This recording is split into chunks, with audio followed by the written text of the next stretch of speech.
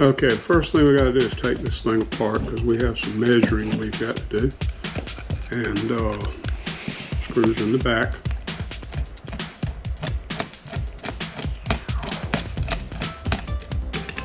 There are 4 of them.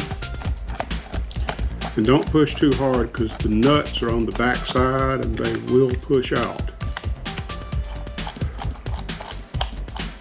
And you kind of really want them to stay up in there if you can.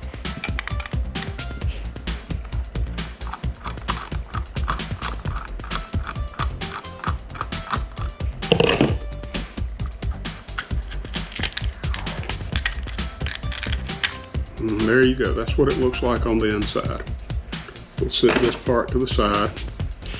Now this you will use if you have SO cord. This particular cable is 10-3 SO cord. If you have SJ cord, it's going to be loose, so you'll have to slide this up on top of that. But this is SO cord and it's much more heavy duty, and it will do just fine like this. So the first thing we got to do is measure how much of the wire we need to strip. It's going to be back to right there. So now I will take a razor knife and I will cut, not all the way through, just make a scratch on the top of the wire, and don't cut all the way through until you get to the very end right there. And then you can take it and peel it back like this. And now there's no wires cut. So now we've got to cut away the outside insulation. We have a good set of cutters here that will do that.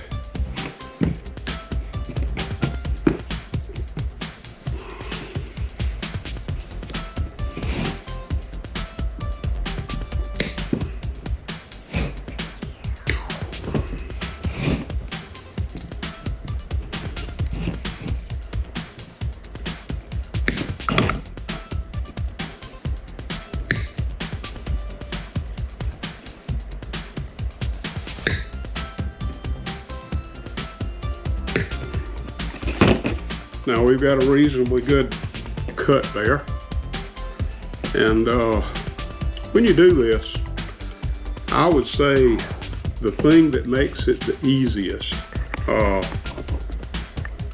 is making sure that your wire lengths are correct. And the way I do that is I take this and I put it right here. That way I know exactly how long my wires need to be, because there's the longest wire. It's going to go right there. This one is going to stop there. So we'll cut it off there.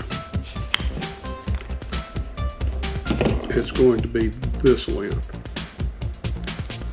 So now it lays just exactly where it should be right there. Now this one, we got to cut it off to the right length. Okay, now all the wires look to be about the right length. So now we've got to strip these wires. Many people use the manual strippers. I've been doing this for so long, and there are days that I strip as many as 500-600 wires on both ends. So I use the automatic strippers. They just seem better to me. And about that much, that's about, well, somewhere between 3/8 and 1/2 inch. And this is number 10 wire, so we're going to go to the biggest size on the auto strippers. And we're going to do the same thing here, through somewhere between 3/8 and 1/2 inch. And the same thing on the ground. We're going to strip that off. A little bit more. All right, now, for those of you that are familiar with these will come out. So I always start with this one, and I always try to be sure that it's, when I put it on the wire, it's facing the way that it came out. Makes reassembly much easier. It's a piece of cake if you do that. So we'll put this first one on and make sure there's nothing sticking out. I do a little twist here. You don't want any little small wire piece is sticking out. This is stranded wire, and I see one, so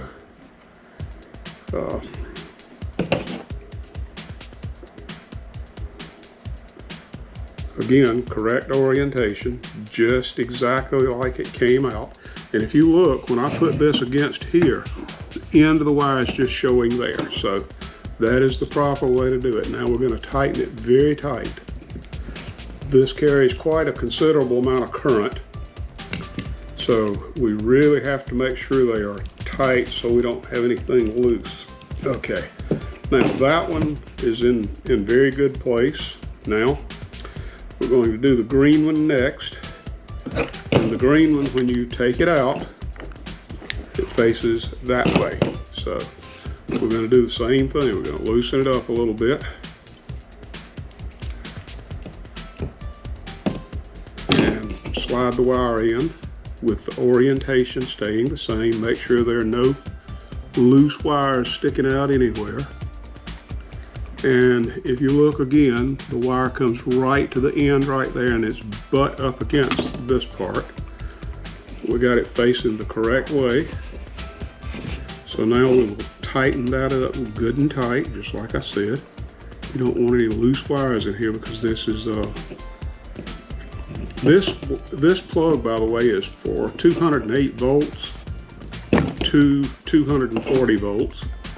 It's 3-prong, obviously, because it has three prongs on it, and it's single phase because you got 2 hots and a ground, and it's a fairly high current. I think it may be 30 amp. So anyway, now we got that one in place, and if you look, the orientation is still good. So now we got the last one. We'll pull it out, and keeping the same orientation, let's loosen the screw a little bit so we can get the wire in.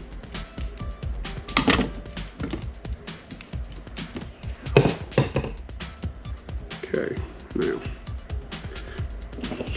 being careful on the orientation, keep it the same way. Now let's tighten it up. And again, the wire is right there on the end, and the back is butt up against. So that's somewhere between 3/8 and 1/2 an inch is almost perfect for these large plugs. All right, let's tighten this one up really good. Okay, now a safety practice is to tug on every pull real hard to make sure they're not loose, that they're not going to come out. Now here's what makes all that trouble worth it. When you put this back in, they just slide right in, just really easy. And if you don't do that, when you put this top back on, these backs will not line up.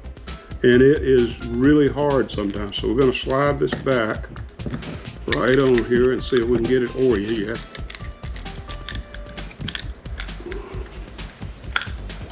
And it snaps right in. So now we're going to tighten these screws back up.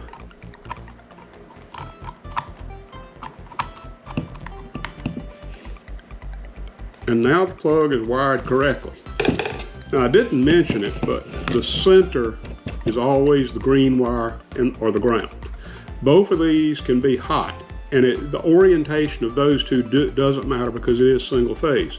So black, green, white, or white, green, black. Doesn't matter, but this must always be the ground, the straight pin at the top. And that's how you wire up a 230 volt plug. No problem, right? Okay, so we finished this end, the plug is on. So let's take care of the other end, and what I'm making here is not a drop cord, it's called a pigtail. And it plugs into the wall on one end and goes into whatever device you want it to go into on the other. Now the particular one that I'm working on is a machine that this plugs into, and I'm going to give it 14 inches on this end to go up inside the machine and hook where it should hook.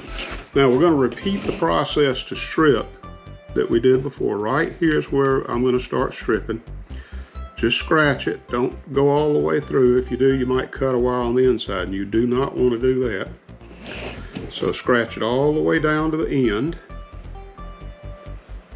And about, oh, I don't know, about right here, we'll cut all the way through. And now we will pull this apart like we did before and strip it.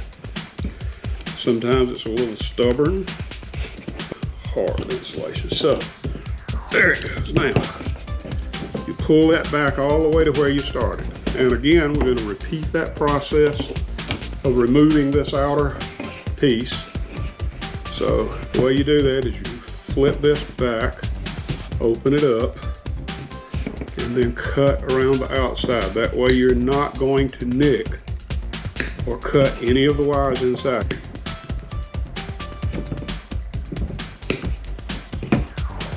That looks pretty good now. So now we strip the wire back. Let's inspect it, make sure there are no nicks or scratches anywhere on it, and it looks pretty good. So now we're going to take one of these, and the reason we're using this is called a strain relief, because it relieves the strain if you pull on the wire. And that way, if you pull on the wire out here, it doesn't affect it inside. You won't pull these loose, because that would be terrible. So we got a little paper covering on here. We have to take that off. Okay, we remove the paper. Now, the way I usually do this is I take this and take it completely off. There's a washer inside, so you got to be careful of the washer. I slide this on first and get it all the way down here on the black wire on the insulation. Then I slide the washer on next. Put it on there.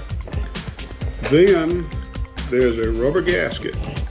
That rubber gasket slides on next, and sometimes it's a little difficult to get it up on here. But if you get it so it is even with that insulation, if you look, you can see that's where I cut the insulation loose, and it's exactly even with that. Now we slide this piece on and get the rubber part up inside of it, and then take this down. Now, I usually take a pair of pliers and grab this and tighten this as tight as I can possibly get it by hand. And usually that's enough so that, see, I can't pull that loose now. Okay, so this particular one is a 3/4 inch conduit fitting, and this is a 3/4 inch lock nut. This is a 1/2 inch. You can see the difference. So now I'm going to take this, slide it up on here, put it on there. Now when I get to the job site, there's a hole already in the panel that is this size. I'll take this nut off, I'll slide the wires inside the panel, then I'll put this inside the panel, then I'll put the nut on like this and tighten it down, and this is permanently attached to the machine now. Right, now that we've done this, we need to do a test to be sure that everything is okay. So I'm going to test from each one of the prongs to each of the other to be sure that there's nothing shorted inside the wire. Now, I'm going to test from the prong to the end. One of these should be black, the other should be white. It doesn't matter which one. But we do have continuity on the white. All right, now we're going to go to black. There's nothing until I touch the other end. When I touch the other end, we do have continuity on the white. And we